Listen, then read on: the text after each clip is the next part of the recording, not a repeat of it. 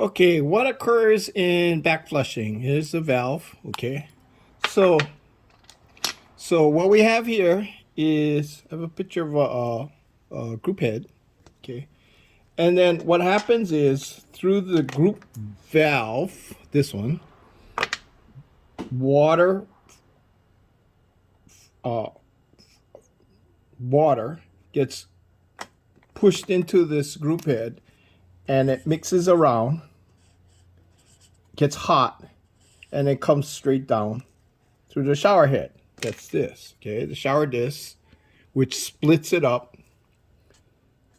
into a shower, goes through a screen so that nothing gets through it, and it also keeps the coffee down in the portafilter, okay? So the hot water goes in when this is attached to the head, and it mixes around, and then goes through, and it collects it hydrates the coffee, and then eventually this hot water gets infused with coffee. Okay, it gets all infused with coffee, and then it starts dripping down, okay, into your cup. Okay, so that's what happens when you draw a dose. Okay, you shoot a dose. As it go through it again. Cold water comes in, mixes in the heat exchanger, comes back out the group head, showers through the shower disc, spreads out evenly in the coffee grounds in the portafilter that's attached to the head, gets infused with coffee. The coffee comes down and goes down into your cup. Okay? Now, that's when it's shooting the dose, okay? So that means the water is flowing down and the coffee doesn't come back in the head. But when you stop the dose, the machine stops the dose, or you manually stop the dose, what happens is there's pressure in here, okay? The valve, the way the valve works, it releases the pressure so that when you pull it out, it doesn't explode with this high pressure coffee and hot water and gets all over everybody. It's dangerous. So what they do is they release the pressure in the valve.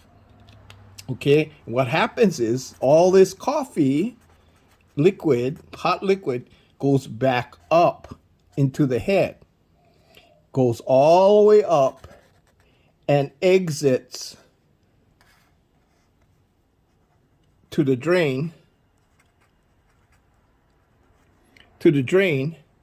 out of the valve. And the way it does that is, I got a valve here, okay? Take off the coil. Okay, so I remove the coil.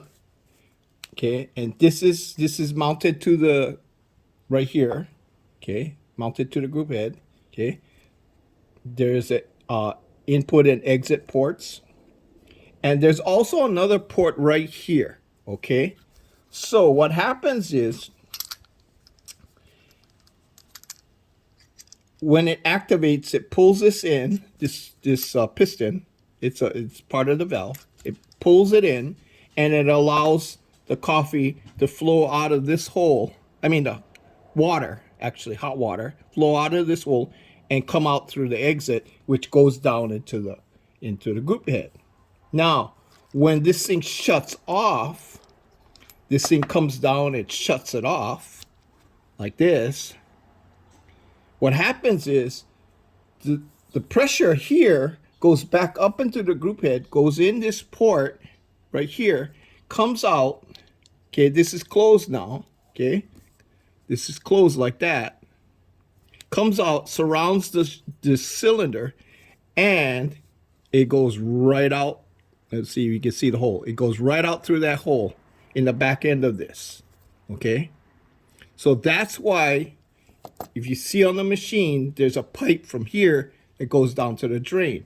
That's where the unused coffee, or leftovers, if you will, the leftover coffee or dirty water, if you will, goes through here, goes down into the drain. Okay, so if you think about it, once this valve stops working, after you pull the dose. Now what happens to the group head? The group head is full of coffee, right? Even though it goes down the drain, not all of it goes down. There's still residue coffee here. That's another reason why, if you really want to keep this clean, remove the portafilter after you shoot the dose. Because why? What will happen is this is all released, right? The coffee will drain out and drip down, and this portafilter is removed, and that will help drain out all this excess coffee. But now you got a residue film of coffee on this piston valve. There's residue coffee here, there's residue coffee in here, there's residue coffee here, there's residue coffee all in the head. So if that sits there, you gotta remember now, this thing is boiling hot, the group head. So it sits there for 5 minutes, and what happens to all that residue coffee? It dries out and it gets hard because it has coffee grounds in it, okay? So the only way to get rid of that is you can do two things. I suggest you do both, okay? Just shoot another shot, or remove the portafilter and just shoot a dose. What we'll do is we'll put fresh water in here and flush all this coffee out. It'll just flush all this coffee out, okay? So you don't have any residue in here. You don't have any residue in the valve. All the fresh water goes down into the drain, and you can even take a brush and brush the head, okay? Or just wipe it with a towel, okay? Whatever. But flushing that after every single dose really helps keep everything clean. You'll find that your screens are spotless, your shower head is clean, everything's clean because there's no residue of coffee. Okay, now what else you can do is you should dump out the coffee disc or puck, the dregs. Okay, rinse out the head. Okay, rinse it out in fresh water. Or some people, what they do is when they shoot the dose, they throw the empty portafilter underneath, and they rinse out the portafilter. The only problem with that is all the grounds go down in the drain, and if your drain is really small and tight, what happens is the drain gets all clogged up. So watch out where you put the grounds. Okay. So anyway, so rinse off the portafilter head. And you can put it back. A lot of places put the portafilter back on the head of the group. Shoot another dose to make sure this is clean, and that way it keeps the portafilter hot because it matches the same temperature. Okay, now at least once a week you need to backflush with Backflush cleaner. Okay, that's a white powder. They sell it in all the stores and stuff like that. It's to clean out the coffee residue. Okay, what you do is Cimbali has a little rubber disc that goes in here, and it just blocks off the bottom of where the holes are, so the holes are all sealed up. There's another way. You can get a blank cup where it's just a blank. There's no holes in it, and that will drop in the portafilter. The pin doesn't work.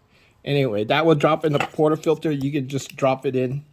You take out the other one, and then you put it in here, and that way, what it does is it prevents any water from going through the portafilter. That's all you need to do. Now, in a pinch, you could put some maybe heavy-duty plastic in here, or a piece of silicone rubber, whatever. You just got to seal up the holes, okay? You put a little bit of the cleaning powder in here, and you don't need a whole lot. A half a teaspoon is fine, okay?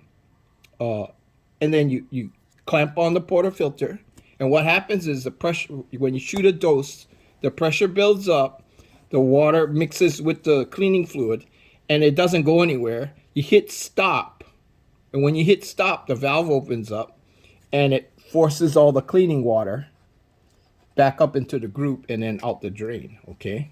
Out the drain. So by doing that several times, you can hit the dose again, hit stop, hit the dose again, hit stop, and do it at least three to four times, and you'll hear it. The thing will pressure up, but it won't. Nothing will come out. Hit stop, and you hear this like that, and then that's all the water expelling out of the drain. Once you do that 3 or 4 times, you take off the portafilter, you remove the solid cup, you put back your regular portafilter cup, and then you shoot a dose of just plain water at least 3 times to flush out any cleaning fluid, okay? And you should do that a minimum of once a week. A lot of places do it every night before they close up. And that's actually the best method. There's no harm in over cleaning your machine. There's no harm whatsoever. In fact, if you don't want to waste that much cleaning powder, make sure you just backflush with just plain water. You know, just backflush with plain water. Don't worry about the soap. As long as you use the cleaning powder once a week, that's adequate. But every night, or even during lunch, or whenever there's a break, you backflush. Go ahead and backflush. Especially if you have that little round, there's a little round disc that Cimbali has, and it's black. It has a little handle on the top, and you just drop this into the portafilter, and it seals up the portafilter. Might be a little tricky for the double, but generally speaking, the single, it'll handle the single, no problem. The double, you might have little leaks on the edges, but the rubber disc does cover the whole bottom. Okay, unless you got some other brand of portafilter cup. Okay, so that's how you handle back flushing, and that's why you need to do back flushing a minimum of once a week or daily. Okay.